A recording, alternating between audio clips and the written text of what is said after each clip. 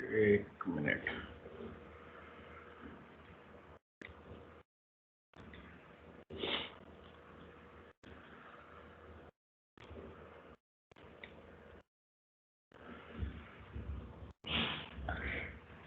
So we'll discuss about this question which I gave you for homework yesterday.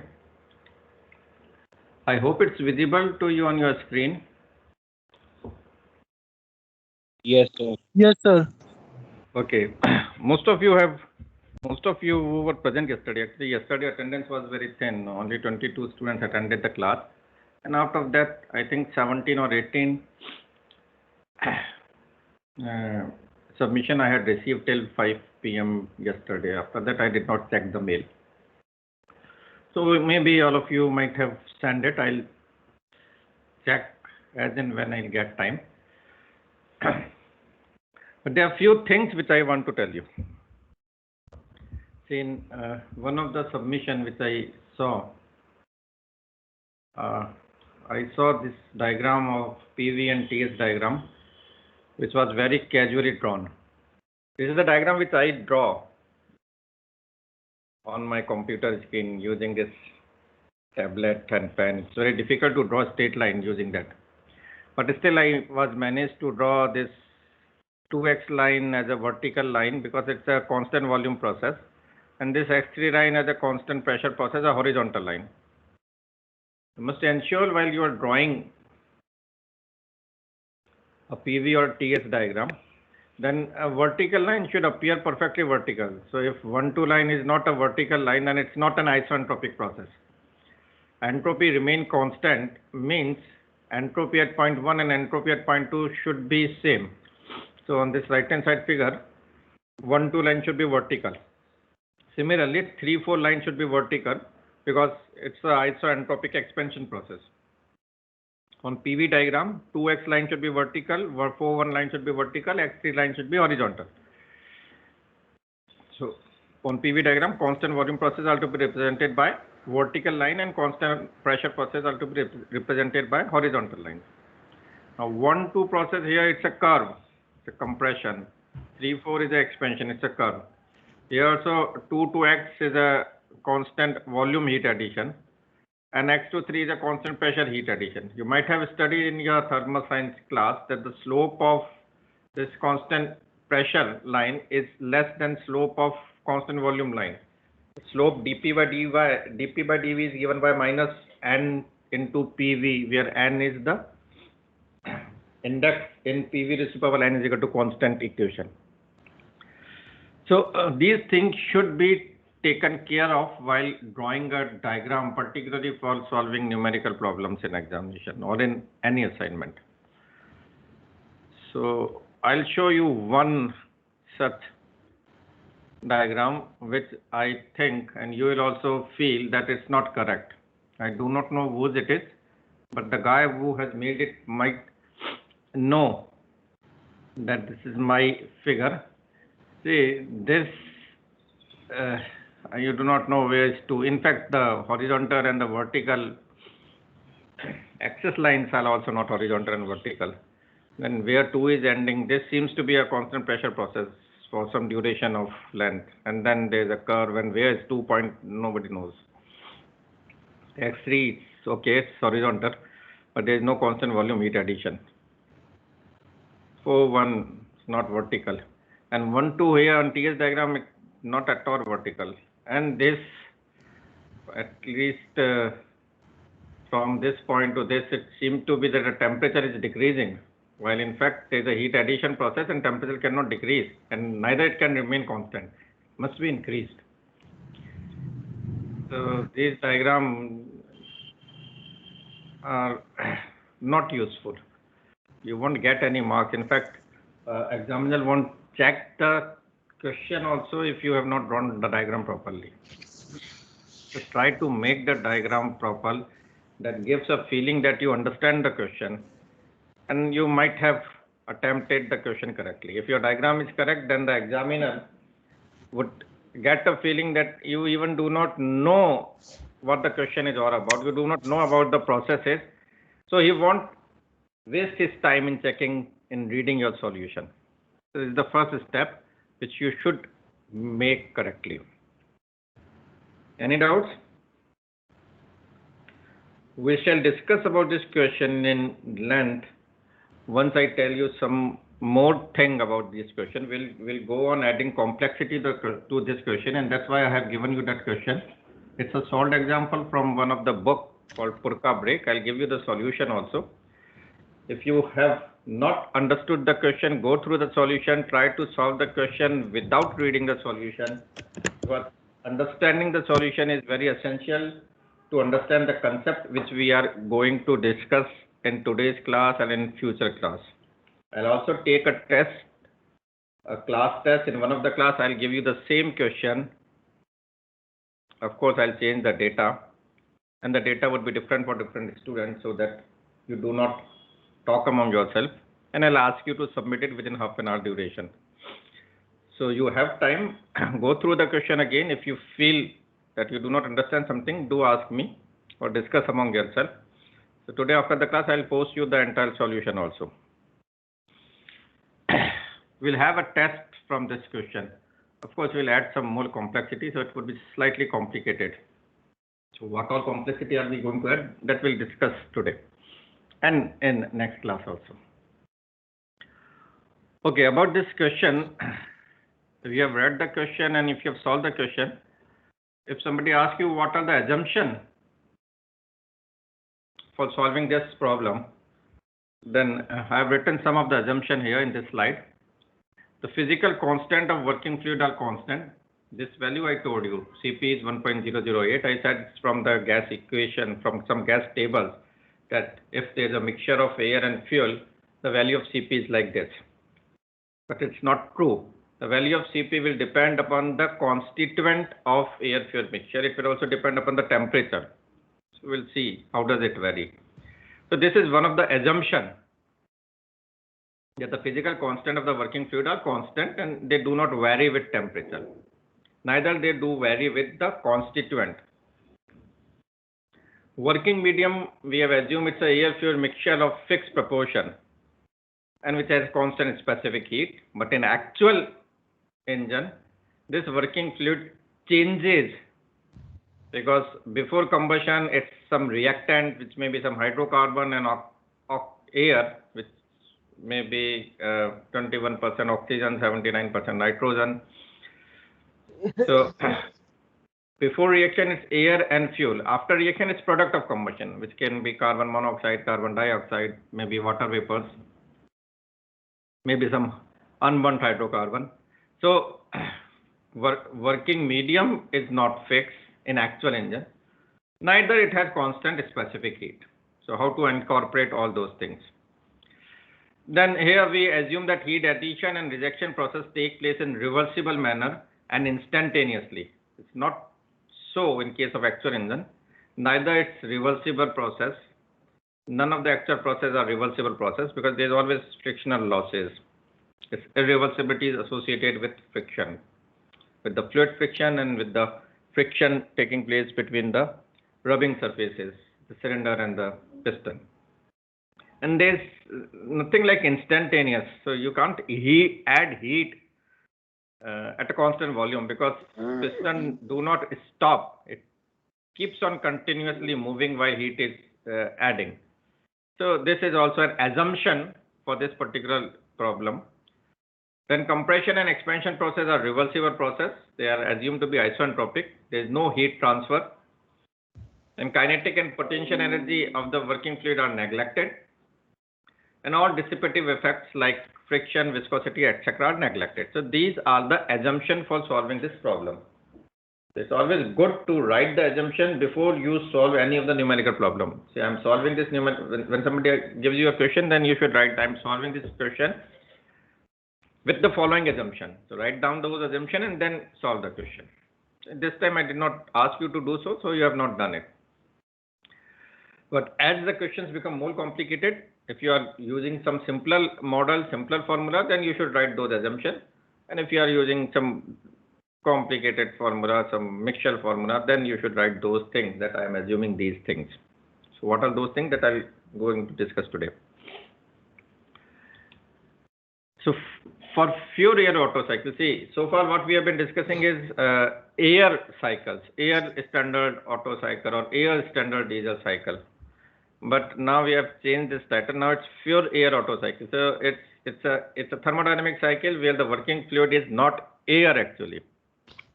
What happens during those 4 strokes is, in compression stroke, it's a mixture of air plus fuel vapor plus some residual gases. So in that particular question, it was 2% residual gases.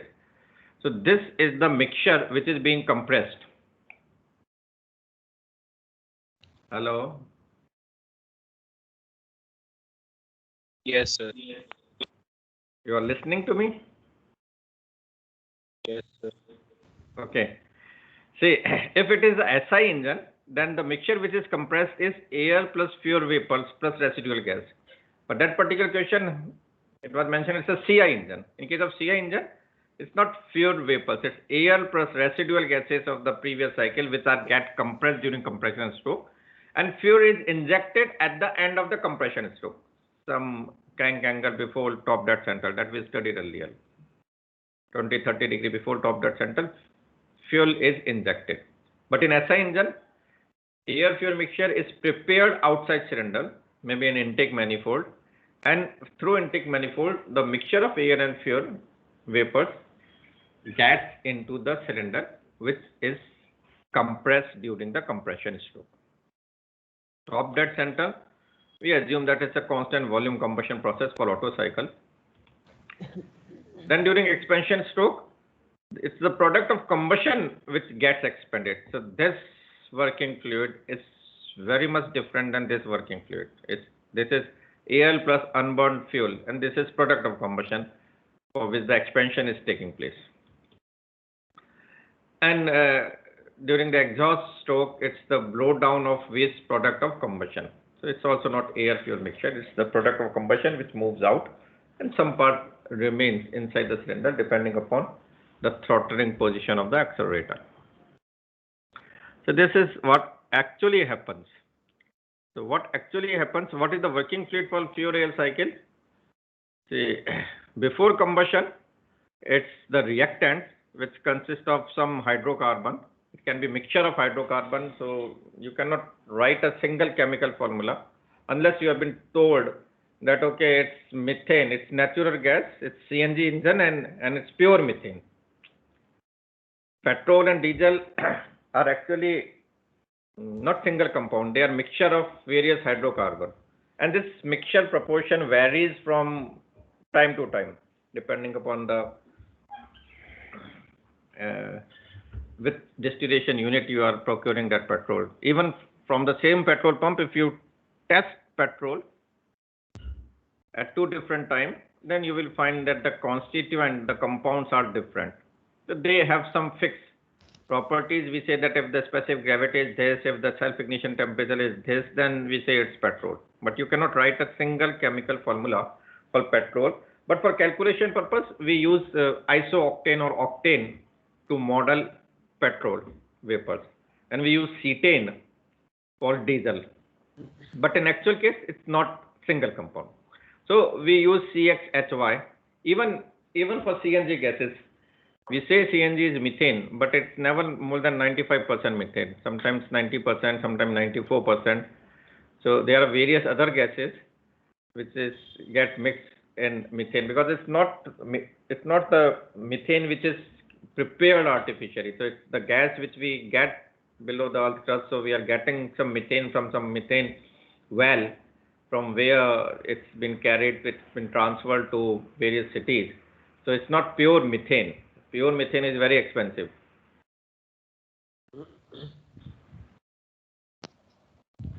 If you prepare pure methane in chemical lab by chemical reactions, then it would be very expensive. Maybe more than, say, 1 cylinder of methane may cost you more than 1 lakh rupees. 1 cylinder which is fitted in your car or in your truck, the same size of cylinder, maybe more than 1 lakh rupees if you are preparing pure methane in chemical labs. What we are getting is some gases primarily more than 90% of which is methane, and we call it CNG. So we model fuel by writing some CXHY, and air consists of oxygen, and oxygen always comes along with some amount of nitrogen. So air is 21% oxygen and 79% nitrogen. So one molecule of air will always accompanied by 3.76 molecules of nitrogen. What is this 3.76?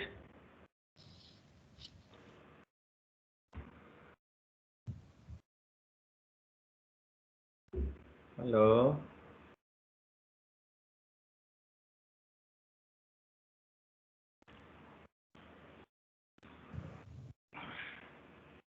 What is this 3.76? Yes, somebody unmuted.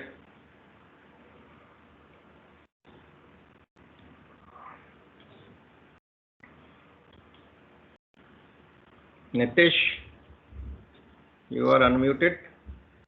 Sorry sir. हाँ हाँ बताइए, need not be sorry. Sir वो तो oxygen को बंद कर sir मेरी आवाज रिटर्न आ रही है। आपकी आवाज बिल्कुल सही आ रही है, बताइए क्या बोल रहे हैं।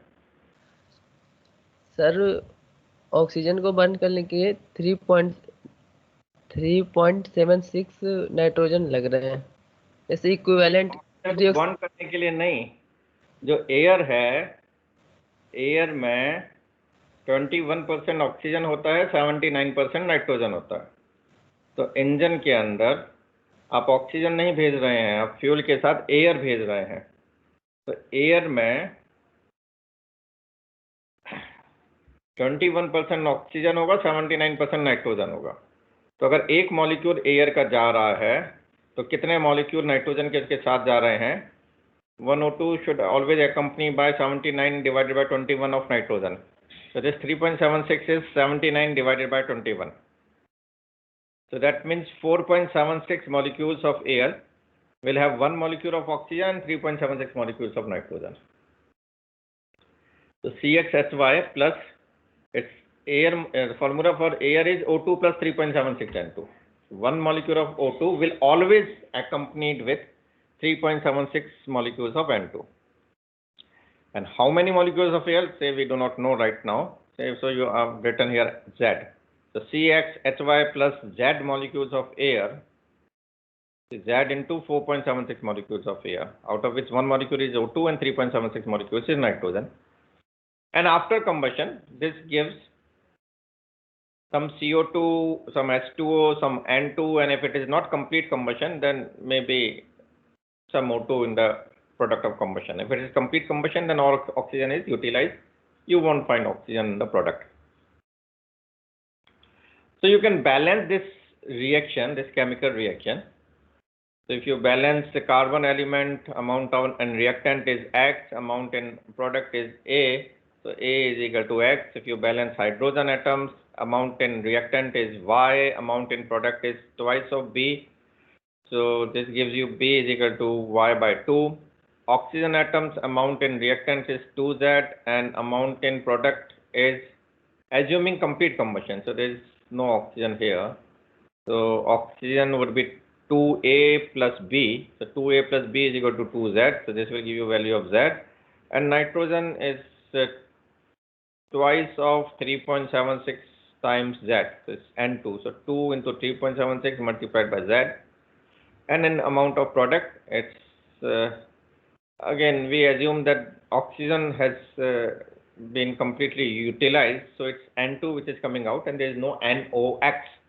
There is no N2O, no NO2. Just for sake of simplicity, we assume that complete oxygen has been used by the fuel for combustion purpose. So this N2 comes out as it is. But in actual case, there would be excess of oxygen and there would be N2O, NO2, NOx formation. There may be some remaining oxygen also in the product. But if we assume complete combustion, then this C is equal to 3.76 times Z. This will give you value of C. So you can balance this chemical reaction. Yes, can you balance the chemical reaction?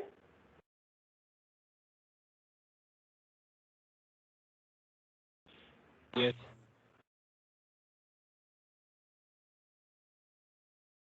Okay, tell me, if it is CXSY is CH4, then what is Z? If CXHY, if the fuel is methane, then what is Z? Sir, 3. Hmm? Sir, 2. 2. 2, that's correct. So CH4 plus twice of O2 plus 3.76 times of N2 will give you 1 molecule of CO2 plus 2 molecule of H2O plus 2 into 3.76 times molecules of hydrogen. That would be the balanced chemical reaction in case of methane. Well, why do you want to write the balance equation? Okay. Before I go to mathematics, there are few things which we have done in this slide. Fourier analysis is more realistic analysis when compared to air standard cycle analysis. It's an accurate representation of constituent of working fluid. Its more accurate models are used for properties of each constituent. So intake process in SI engine is air plus fuel plus residual gas. In CI engine is air plus recycled gas plus residual gas. In compression in SI engine, it's again air plus fuel plus residual gases. In CI engine, it's air plus recycled gas plus residual gas. While expansion and exhaust processes consist of working fluid, which is the product of combustion. So this I have already told you. In fact, this slide should be prior to my chemical equation slides. So anyways, let's move to the chemical reactions back. Skipping this also.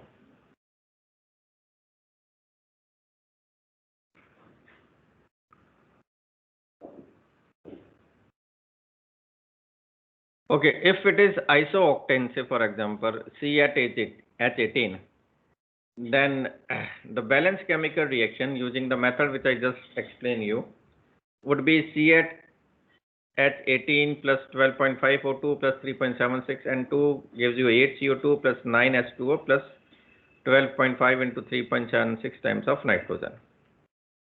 Now suppose you are asked to find out the specific heat of reactant. What is the reactant? Reactant is 1 molecule of isooctane and 12.5, say 1 volume of isooctane accompanied by 12.5 molecules of oxygen and 12.5 multiplied by 3.76 volume of nitrogen. The Cp of reactant using ideal gas law would be summation of Cp of these three constituents. So we write Cp is summation of I is equal to 1 to n xi Cpi. For this particular case, I is equal to 1 to 3 x3 and Cpi3. What is x? X is the fraction, the mole fraction or volume fraction of each constituent. So if you expand this formula for this particular reaction, it comes out to be this summation. If you open, then it would be x of C8H18 multiplied by Cp of C8H18 plus x of O2 plus multiplied by Cp of O2 plus x of N2 multiplied by Cp of N2. So this is the Cp of reactant. How do you calculate x?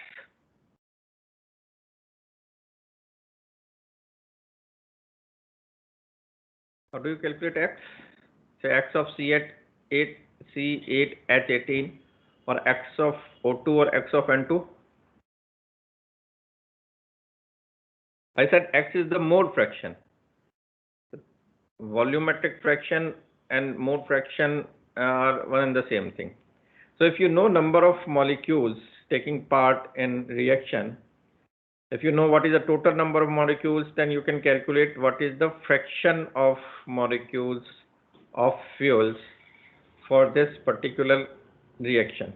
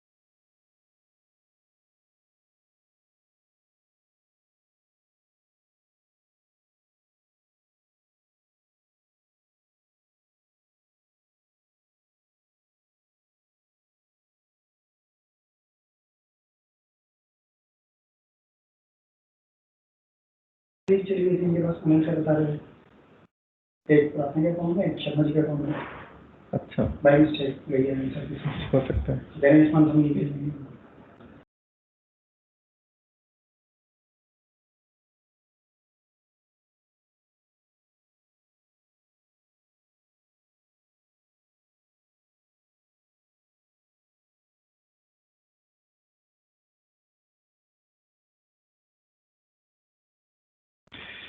Yes, any doubts? Hello, are you there? Yes.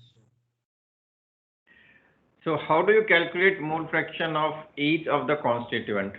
See, for example, C8H18. C8H18 is one molecule. You will write all the you will write the number of molecules for each reactant. So C8H18 number of molecule is 1, O2 number of molecules 12.5, N2 number of molecules 47. So total number of molecules is 1 plus 12.5 plus 47 comes out to be 60.5. So what is the fraction of C8H18? It's 1 divided by 60.5. So this is the mole fraction for this fuel. And this, which is 12.5 divided by 60.5, is the mole fraction of O2. And 47 divided by 60.5 is the mole fraction of N2. So if you add this, it should come out to be 1. So this is the fraction. Mole fraction or volumetric fraction is one and the same thing. So this is the fraction of the fuel. This is the fraction of the oxygen. This is the fraction of the nitrogen in this mixture of reactant. So if you want to find out the value of Cp or any other property, say Cv or the enthalpy or R, gas equation for this particular mixture, then assuming it to be ideal mixture, we can write mole fraction of fuel multiplied by Cp of the fuel plus mole fraction of the oxygen plus Cp of the oxygen plus mole fraction of nitrogen multiplied by Cp of the nitrogen.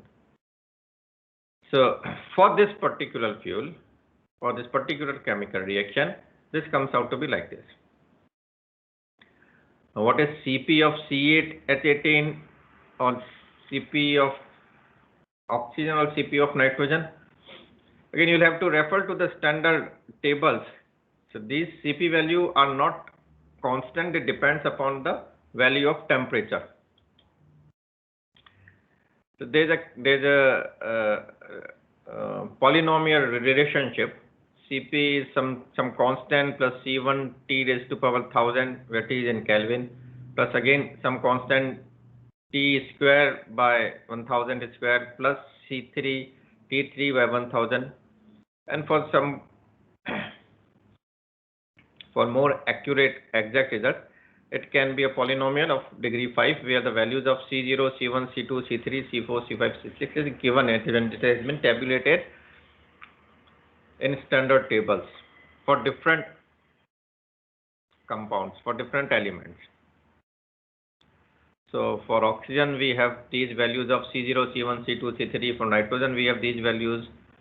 So if you can read those values, then at different values of temperature, you can calculate different values of Cp. So this is a table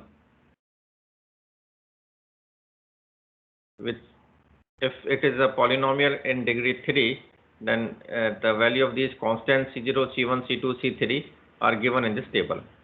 So if you are calculating Cp for the air, then you use these values at different temperature. The T is in Kelvin. So at different values of T, you will get different values of Cp. For methane, these are the values of constant C0 to C3. Similarly, for there are these values have been tabulated for almost all the compounds that can be read from standard gas tables, properties table, or thermodynamic database. Any doubts? Sir, these values will be given to us in the paper, or are we supposed to find? Do we have to memorize them, or will we be provided with these values? अगर question में solve करना आ गया तो? No need to remember those values. Say, if the question requires that you should use these values, then these C0, C1, C2, C3 would be given in your question paper. No need to cram these values. but you should know how to use these values. It's not about solving question in the examination, but with the help of standard tables, you should be able to see. So just look out for standard gas tables, properties tables, thermodynamic database, and on internet. So there it's called DAT file, thermo.dat, THERMO.DAT. So it's a standard text file where these values of constant from C1 to C5 has been tabulated for almost all the compounds. You will be able to find out that text file on internet, or if you search for ChemKin file, you will be able to find. So it's thermodynamic database. It's available on internet. It's available on at the end of the book. So no need to cram those C0, C1, C2, C3 values, but you should know the formula and you should know how to use this value to calculate Cp or Cv or R. In most of the cases, these constants are same, and the formula for Cp, Cv, and R is different. So you'll have to just use those values in the formula and to find out the values of Cp, Cv, and R for at a given temperature. So what I'm saying is these.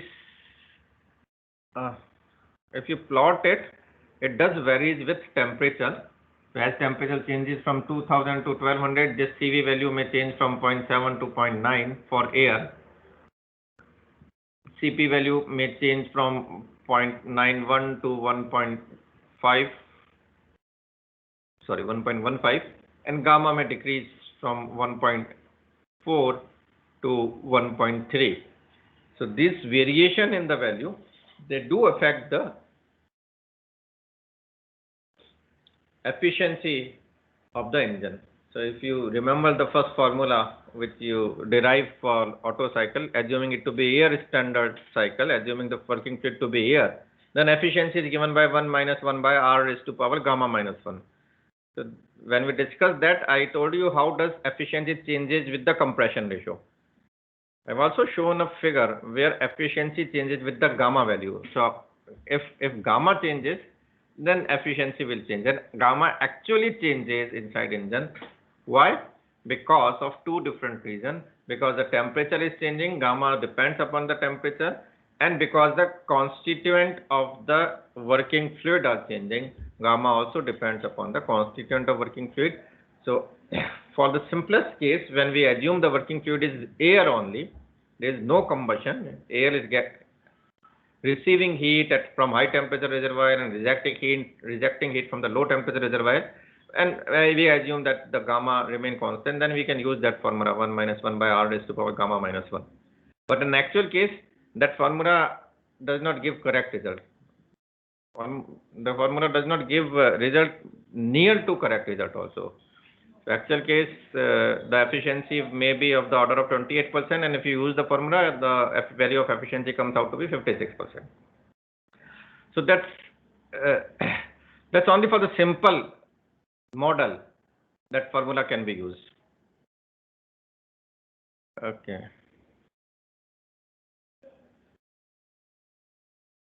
Let's go back to our slides. A few things which I want to tell you. I think we have already discussed that your Fourier Otto cycle 1 to 2 is isoentropic compression of mixture of air, fuel, vapor, and residual gases without change in chemical composition. 2 to 3, complete combustion at constant volume without heat loss with bond gases in chemical equilibrium. It's Fourier ideal cycle. For 3-4, isentropic expansion of the bond gases which remains in chemical equilibrium, and 4 to 5, it's ideal adiabatic process. So this is something midway between actual process and air standard cycle. Here also we are assuming it's a ideal adiabatic, it's isoentropic, but for Fourier cycle we replace our working fluid from air to the mixture of air fuel mixture. So it's something in between what happens actually and the ideal air standard model. So what happens in isentropic compression is if you assume it is to be isentropic, then for infinitesimal compression process, we have this TdS equation from thermodynamics. TdS is given by du plus pdv. It's heat transfer for infinitesimal change in volume and entropy. TdS is change in heat transfer is change in internal energy plus work done, pdv. So TdS is du plus pdv, and if it is isentropic, then ds is 0 and du plus pdv is equal to 0, and du can be written as cv dt and pdv can be written as rt by v into dv.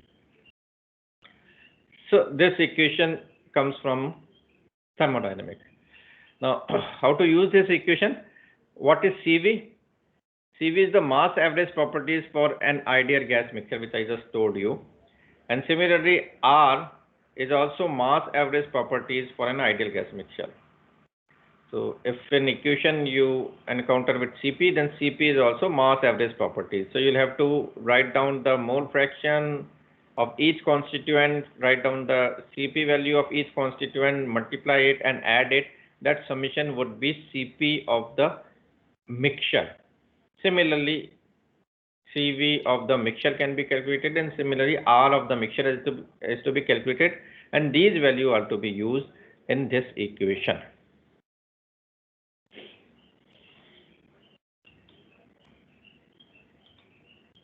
So we discussed this.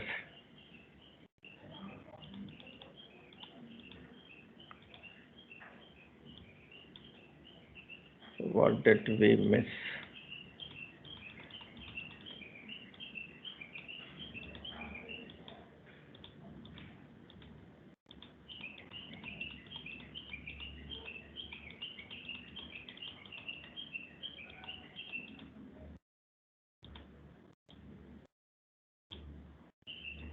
So I told you that Cp depends upon temperature.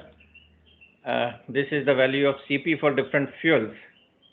The formula is same, and the values of C0, C1, C2, C3 I've copied from a table from internet. So for true phenomenological model for isentropic compression, we have Cv dt is equal to minus RT dV. Wait कर लीजिए 10 minute. Cv dt is equal to minus RT by V dV, and so Cv dt by T is equal to minus R dV by V, and if you substitute the value of Cv as that formula which I just showed you, dependence of Cv on temperature, and then if you integrate this, you'll get this equation. Integration of Cv, which is a function of now temperature, dt by T, and minus R integration of dV by V. So this equation is same as this equation. The only difference is we have substituted Cv in terms of temperature. If you integrate this, you will get this formula after integrating this equation. So this is more realistic calculation as compared to assuming Cv and R as constant values. Sir ये आ सकती है मतलब ये integration करनी मतलब question apart from numericals? Integration करना तो बहुत मुश्किल नहीं है, अगर आपको ये फॉर्मूला याद है तो आप इंटीग्रेशन कर सकते हैं. तो ऐसा कोई क्वेश्चन तो नहीं आएगा ना कि ऐसे ही करके दिखाओ, ये सिर्फ न्यूमेरिकल बेस्ड आएगा? हाँ, न्यूमेरिकल्स होंगे ना, सिर्फ न्यूमेरिकल्स होंगे जिसमें आपको ये फार्मूला यूज करना होगा. अगर आपको ये C0, C1, C2, C3, C4 की वैल्यूज दे दें तो आपको Cp Cv कैलकुलेट करना आना चाहिए और उनको यूज करना आना चाहिए क्वेश्चन में. Okay, it's not for solving numericals in the examination, but you should know it otherwise also. So these things will be used as you study more things during the course and after your college also. So खाली theoretical analysis पढ़ते रहने तो फिर आप actual engineer नहीं बन पाओगे ना. एक्चुअल में क्या हो रहा है वो भी तो पता होना चाहिए. तो एक तो हो गई थ्योरी वाली बातें और एक हो गई एक्चुअल से उसको कैसे रिलेट करेंगे. तो एयर स्टैंडर्ड साइकिल तो बिल्कुल थ्योरेटिकल साइकिल था. एक्चुअल में क्या हो रहा है, अभी हम वहाँ तक पहुँचे नहीं हैं, हम उसके बिल्कुल करीब भी नहीं है, अभी उससे बहुत दूर है. हमने सिर्फ एक जो अप्रोक्सीमेशन था उसको रिडक्ट किया है. हमने क्या रिडक्स कर दिया एयर स्टैंडर्ड साइकिल के एनालिसिस में, हमने सिर्फ ये रिडक्स कर दिया कि जो कॉन्स्टिट्यूएंट है वो एयर नहीं है, वो प्योर एयर का मिक्सचर है या प्रोडक्ट ऑफ कंबशन है। सिर्फ आप इतना सा करोगे तो ये इस तरह से इक्वेशंस कॉम्प्लिकेटेड होती चली जाएंगी। अभी और भी चीज़ें हैं, अभी भी आप उसको आइसोट्रोपिक मान रहे हैं, अभी भी आप उसको कंबशन नहीं मान रहे हैं, आप कह रहे हैं हीट एडिशन हो रहा है हाई टेम्परेचर रिजर्वायर से इंस्टेंटेनियसली या हीट रिजेक्शन हो रहा है इंस्टेंटेनियसली, एक्चुअल में वो नहीं हो रही है। तो धीरे धीरे जैसे जैसे अगर आप हर अप्रोक्सीमेशन को, हर एजम्पशन को रिलैक्स करते जाएंगे, चीज़ें थोड़ी थोड़ी सी कॉम्प्लिकेटेड होती चली जाएंगी, और वो किस डायरेक्शन में कॉम्प्लिकेट हो रही हैं वो आपको पता होना चाहिए। कुछ चीज़ें आपको न्यूमेरिकल सॉल्व करने के लिए भी पता होना चाहिए, जैसे अभी मैंने वो केमिकल इक्वेशन लिख के बताया। I tell you how to calculate air fuel ratio in the combustion. Okay, I'll just quickly go to my combustion slide because I think that is more important. 2 minute का time ही बचा है। So we discuss about this chemical reaction. So in that particular question, air fuel ratio was given. It was told that air fuel ratio is 18:1. But in actual case, if you know what is the fuel, you should be able to calculate the air fuel ratio. So if it is complete reaction, and if you know the molecular weight of individual constituent, if you know what is the number of moles by balancing the chemical reaction, then you know what is the mass of each individual constituent which is taking part in the chemical reaction. So this is mass of the fuel, and this plus this is mass of air. So if you add these two numbers, mass of oxygen and mass of nitrogen, then that will give you mass of air. So this mass divided by this mass gives you air fuel ratio. So this is how air fuel ratio is being calculated. For this particular fuel, say isooctane, which is modeled for petrol, air is to fuel ratio is 15:1. For chemically correct reaction, for no oxygen to be present in the product or no hydrocarbon to be present in the product side, for complete chemical reaction, this much amount of air must be sent. 15 part by air must be sent by with 1 part by fuel in engine. So this is called chemically correct mixture or stoichiometric proportion. This has its own utility, its importance, and in future classes we will be discussing about what happens if the mixture proportion is not not a stoichiometric. If it is not 15:1, if it is 16:1, 17:1, 18:1, if it is lean mixture, that is more amount of air is sent than what is required for complete chemical reaction, then what effect it produces on the power produced, on the efficiency. Or the other way, if less amount of air is sent, say 12:1 or 10:1, then it's called rich mixture, more fuel, less amount of air. Then what effect does it produce on the power produced and efficiency of the engine? So this number is important, and we'll be discussing about this number in our future classes. So I think that's all for today's. Already time is over.